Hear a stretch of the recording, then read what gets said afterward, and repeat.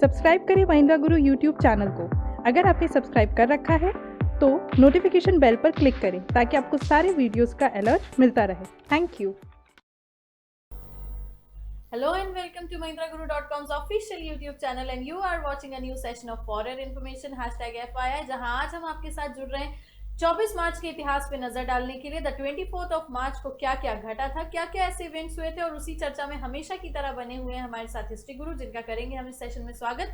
और आप सभी कैंडिडेट्स के साथ let's proceed with the part and let's look upon the events which held on 24th मार्च। अब सबसे पहले इवेंट की अगर हम बात करें तो yes, a British cabinet mission arrives in India to discuss the plan for the transfer of power from the British Raj to Indian leadership। तो ये इवेंट हुआ था 1946 में and the day was very same, that was 24th मार्च। तो history Guru से जानेंगे और इस इवेंट की इंपॉर्टेंस और महत्ता क्या थी। बिल्कुल, अगर हम बात करें भारतीय इंडिपेंडेंस की, अगर हम भारतीय स्वतंत्रता की बात करते हैं तो ऐसे बहुत से इवेंट्स हैं जो कि भारतीय इतिहास के लिए काफी महत्वपूर्ण है।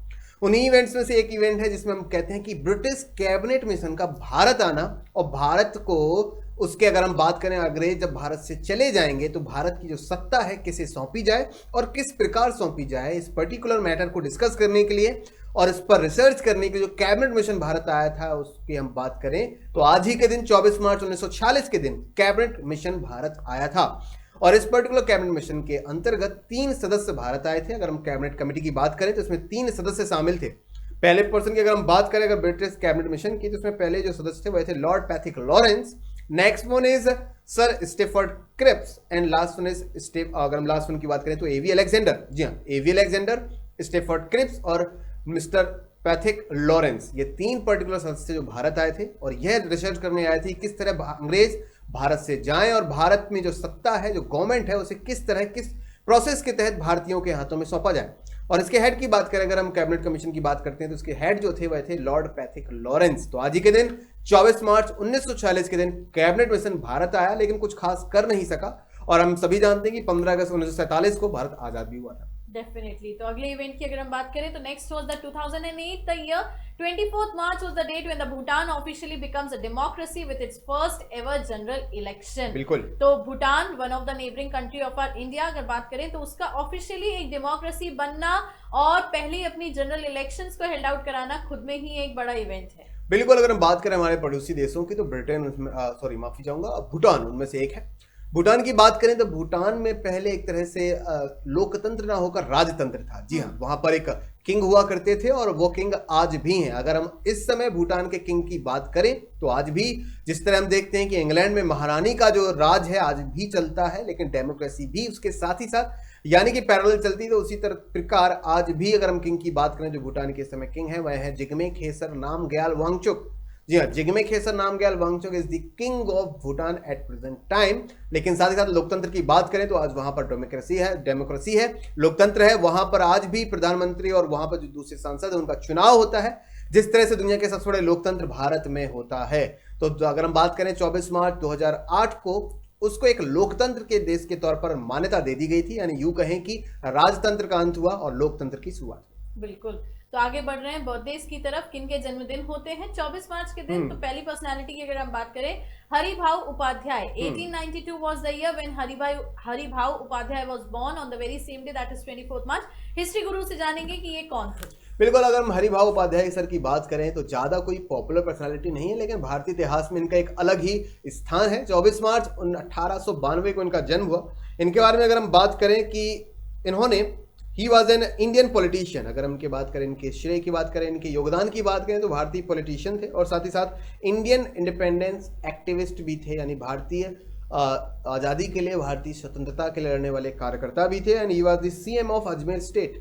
जी हाँ, अजमेर स्टेट के सीएम भी रह चुके थे। अगर हम हरिभाऊ उपाध्याय की बात करें तो जाने माने इंडिपेंडेंट एक्टिविस्ट थे अगर हम इनकी बात करें। नेक्स्ट पर्सनालिटी की तरफ बढ़ेंगे, but yes that would be the obituary personality क्योंकि पुण्यतिथि की बात अब होगी यहाँ पे। And yes we have the Queen Elizabeth first. 1603 was the year and 24th March was the date when she died. तो क्वीन एलिजाबेथ 1 की अगर हम बात करें तो कहीं ना कहीं ये खुद में ही एक बहुत ही प्रेस्टिजियस पर्सनालिटी काउंट होती है। बिल्कुल, आज भी अगर हम बात करें तो ब्रिटेन में राजतंत्र चलता है लेकिन नाम मात्र के तौर पर। तो उसी प्रकार क्वीन एलिजाबेथ प्रथम की अगर हम बात करें तो आज ही के दिन 1603 में इनका निधन हुआ था। इनके बारे में कुछ और डिस्कशन करूं तो इनका जो जन्म हुआ था वह हुआ था 7 सितंबर को 1533। जी हाँ, 1533 में 7 सितंबर को इनका जन्म हुआ था ग्रीनविच यूके में। जैसा कि हम जानते हैं कि जो जीएमटी है, ग्रीनिच मीन टाइम जो लाइन है, जो कि 0 डिग्री लैटिट्यूड लॉन्गिट्यूड है, जिससे भारत यानी हम बात करें पूरे विश्व का जो समय है वह काउंट होता है। उस पर्टिकुलर शहर में यानी ग्रीनिच नाम के शहर में यूके में इनका जन्म हुआ था। ही was the queen of England and Ireland, क्योंकि आयरलैंड उस समय इंग्लैंड का ही पार्ट हुआ करता था, from 17 November 1558 till her death.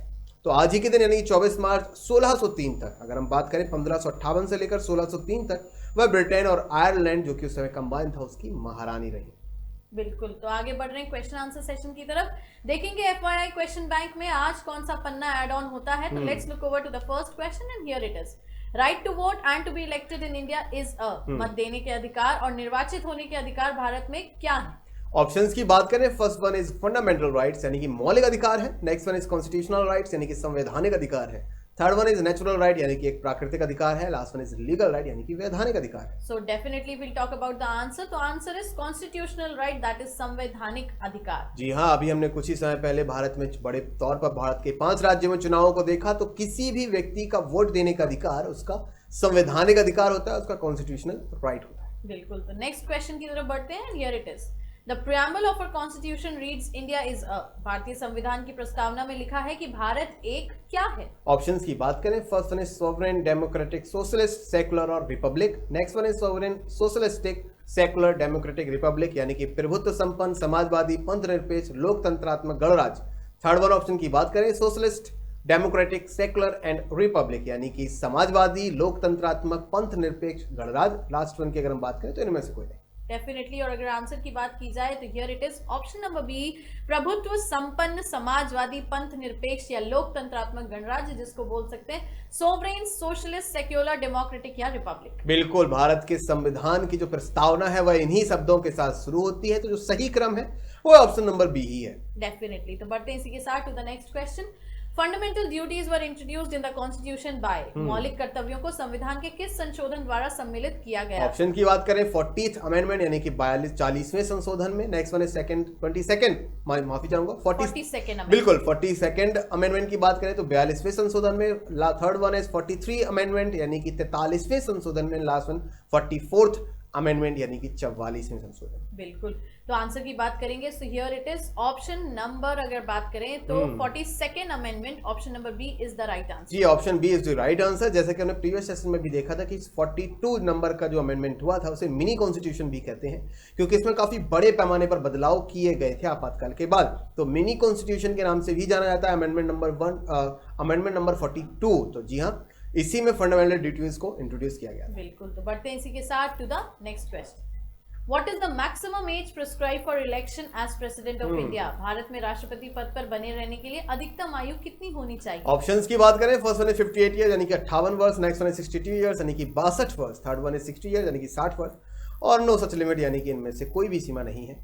So definitely इनमें से कोई भी सीमा नहीं है। बिल्कुल, अगर भारत के राष्ट्रपति पद का अगर आप चुनाव लड़ना चाहते हैं तो आपकी कम से कम जो मिनिमम एज होना चाहिए वह होनी चाहिए 35 ईयर। जी हाँ, 35 वर्ष आपकी आयु होना चाहिए, जबकि अगर मैक्सिमम एज लिमिट की अगर हम बात करें तो ऐसी कोई भी एज लिमिट नहीं। चलिए बढ़ते हैं इसी के साथ to the next question.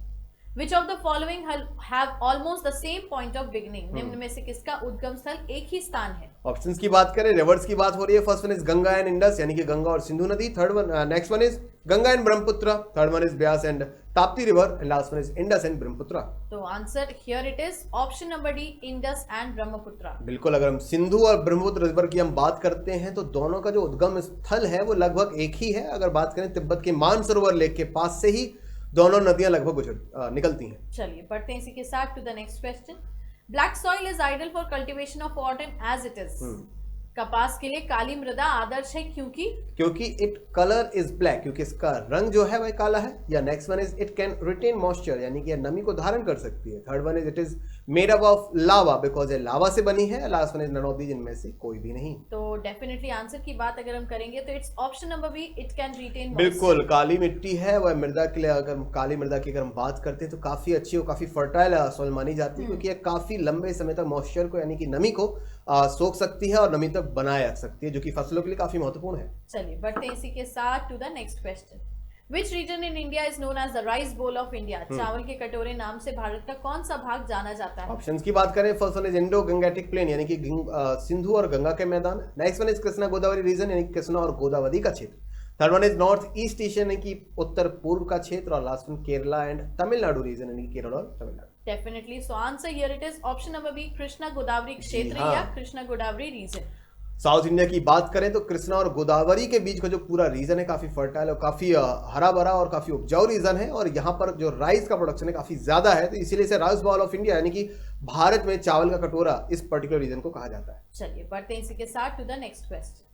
The Bokaro steel plant has been set up with the assistance of. Bokaro इस्पात संयंत्र किसकी सहायता से स्थापित हुआ? ऑप्शंस की बात करें, फर्स्ट वन है यूके यानी कि United Kingdom. Next one is USA यानी कि United State of America. Third one is Germany. Last one is Russia. So कहीं ना कहीं हमें लगता है ऑप्शन नंबर डी बिल्कुल Russia is the right answer. बिल्कुल, अगर हम बात करें, रूस ने भारत का काफी पुराना मित्र है, बहुत ही पुराना सहयोगी है। भारत के जो वॉर्स हुए थे उसमें भी रूस ने काफी हेल्प की थी, तो कहीं ना कहीं भारत को स्टील प्लांट और इस तरह की टेक्नोलॉजी देने वाले सबसे पहले देशों में रूस शुमार है। तो बोकारो स्टील प्लांट का जो असिस्टेंस है, उसकी जो सहायता में स्थापना में सहायता दी गई थी, वह रूस के द्वारा ही दी गई थी। Definitely, so here comes question number 9। Which Indian commercial bank became the first in providing mobile ATM services?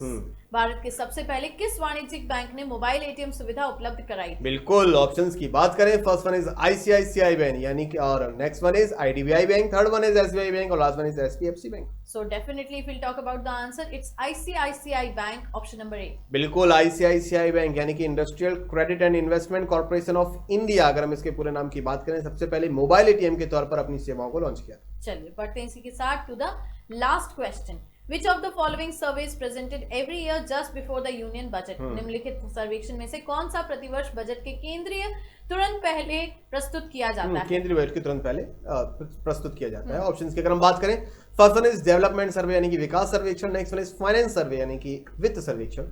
Next one is economic survey यानी कि आर्थिक सर्वेक्षण। Last one is financial development survey यानी कि वित्तीय विकास सर्वेक्षण। सो डेफिनेटली कहीं ना कहीं हमें लगता है option number C, economic survey, इसका आंसर होना चाहिए। बिल्कुल, economic survey is the right answer. बिल्कुल, क्योंकि इकोनॉमिक सर्वे की अगर हम बात करें तो कुछ दिनों पहले जब 1 फरवरी को बजट आया था, तो उससे पहले महिंद्रा गुरु की वेबसाइट पे और हमारी यूट्यूब चैनल पे हमने इकोनॉमिक सर्वे भी किया था, और उसके बाद फिर बजट की सारी हाईलाइट्स कैंडिडेट के साथ डिस्कस की थी, तो कैंडिडेट्स इनको याद रख सकते हैं इस तरीके से।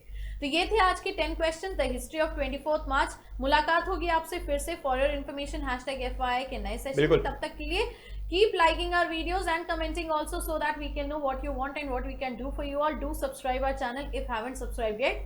खुश रहिए, ख्याल रखिए, पढ़ते रहिए, भूलिएगा मत, आपकी सफलता में ही हमारी सफलता है। Thank you so much.